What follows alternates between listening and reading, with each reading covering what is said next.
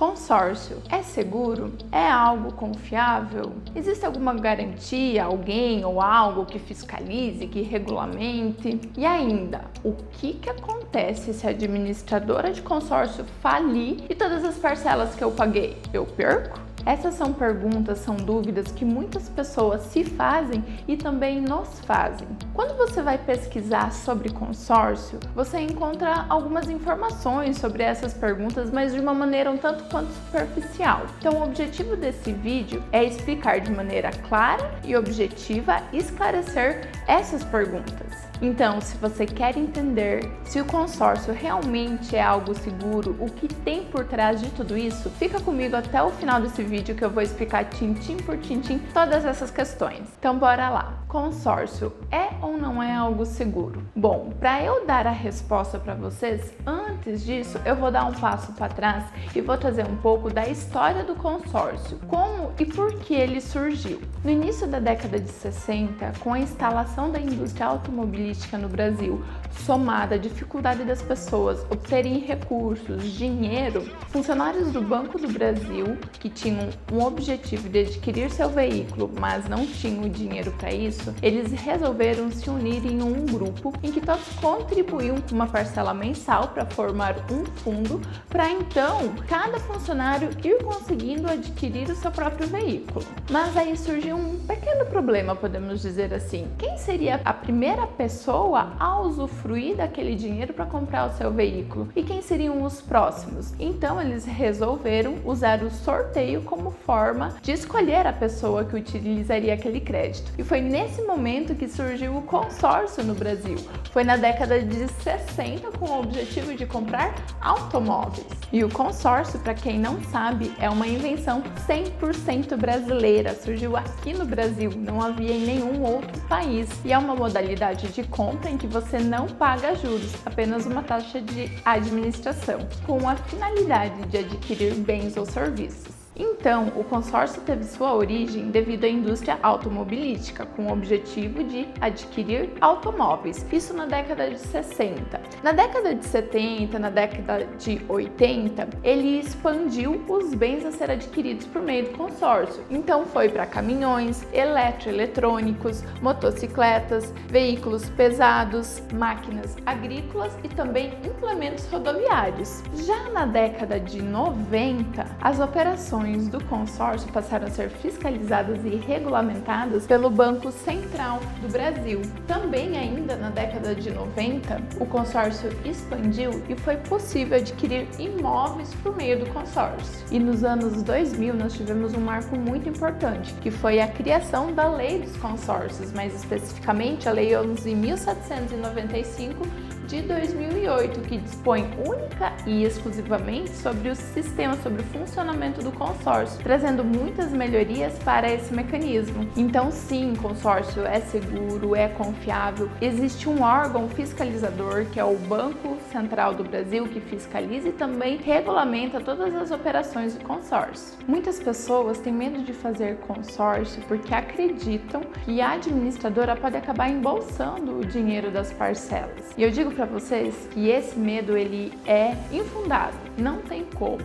E por que eu digo isso? Porque na Lei 11.795 de 2008, no artigo 3º, parágrafo 3º, a lei diz o seguinte: o grupo de consórcio ele é autônomo em relação aos demais e possui patrimônio próprio que não se confunde com o de outro grupo, nem com o da própria administradora. O que tudo isso quer dizer? Quando você paga seu consórcio mensalmente, a sua parcela, ela é composta por esses 4 itens aqui: a taxa administrativa, fundo comum, fundo de reserva e seguro. A taxa administrativa, ela é destinada para a administradora, como forma de pagamento pela administração dos grupos. O seguro, ele é destinado para a seguradora. E para que o seguro serve? O seguro serve para, no caso de acontecer algum sinistro com o consorciado, como por exemplo uma morte ou uma invalidez permanente, futuramente, no caso seus herdeiros, terem acesso àquele crédito contratado. O fundo comum e o fundo de reserva, esses são destinados para o grupo e serão utilizados para as contemplações. O fundo comum para as contemplações e o fundo de reserva, ele serve como uma segurança a mais para manter a saúde do grupo. Então, o que tudo isso aqui significa? Que o grupo A, esse dinheiro do fundo comum e fundo de reserva que é destinado para o grupo A, ele não pode ser destinado para o grupo B, não pode ser utilizado para algum furo que aconteça no grupo B. Muito menos esse dinheiro do grupo A pode ser utilizado pela administradora. A própria lei não permite. Ela diz que o grupo de consórcio ele é autônomo em relação aos demais grupos e possui um patrimônio próprio. Esse é o patrimônio próprio do grupo e não se confunde de outro grupo. Então não tem como passar o dinheiro do grupo A para o grupo B ou do grupo B para o grupo A e muito menos a própria administradora utilizar o dinheiro do grupo. Ela só pode utilizar o dinheiro que foi pago a ela por meio da taxa de administração. E a taxa de administração serve para quê? Para estar remunerando o administrador. E qual a função da administradora? A administradora ela tem uma função muito relevante, que primeiro é administrar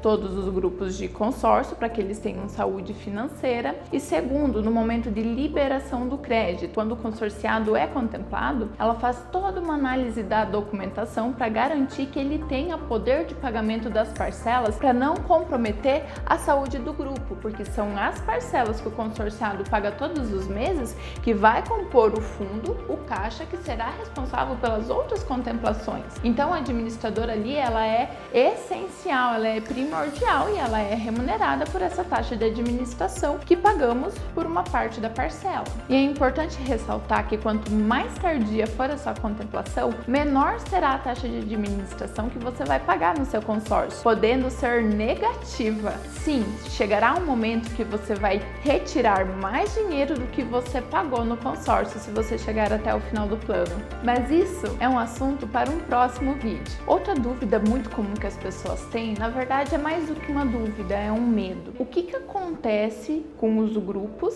em que a administradora está administrando? O que acontece se a administradora falir? Isso também está previsto na Lei 11.795, no seu artigo 40. E o que ele diz? Ele diz que no caso de uma administradora falir, a administração dos grupos que ela administrava será transferida para uma outra administradora habilitada e que queira fazer a administração desses grupos. Eu vou dar um exemplo para ficar mais claro. Por exemplo, digamos que a administradora 1, que está sendo remunerada por uma taxa de administração, ela venha a falir. Ou então, por algum motivo financeiro, por algum motivo gerencial, ela não consiga dar prosseguimento à administração dos grupos que ela administrava, do grupo A e do grupo B. Então, nesse momento, quando ela não consegue mais prosseguir com a administração dos grupos, o Banco Central do Brasil, que é o órgão fiscalizador e regulamentador das administradoras de consórcio, ele entra em ação e ele intervém. O que ele faz? Ele procura uma outra administradora de consórcio que esteja apta a administrar esses grupos. Então, no caso, ele vai atrás de uma administradora 2 que está apta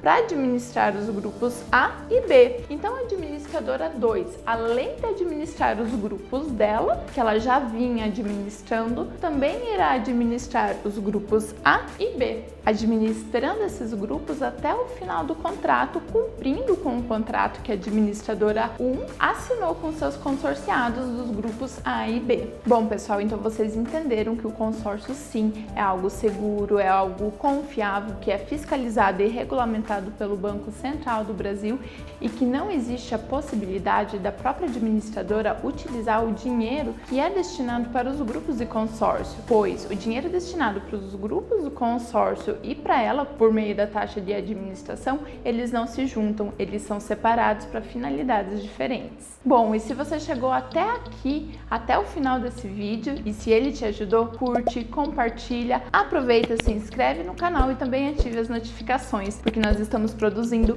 muito conteúdo de valor para te ajudar no momento de você contratar o seu consórcio. Inclusive, eu vou deixar na descrição o link de acesso à Lei 11.795 de 2020 2008, caso você tenha interesse de entender um pouquinho mais como funciona o consórcio. E caso você deseje contratar algum consórcio, queira tirar alguma dúvida, também eu vou deixar na descrição o link para o meu WhatsApp. Então você pode me mandar mensagem que será um prazer poder te atender. E caso você queira saber um pouco mais dos nossos bastidores, atendendo clientes, o nosso dia a dia, nos siga lá na outra rede social, no Instagram, @ocasal_do consórcio. Espero que o vídeo de hoje tenha te ajudado. Um forte abraço e até a próxima!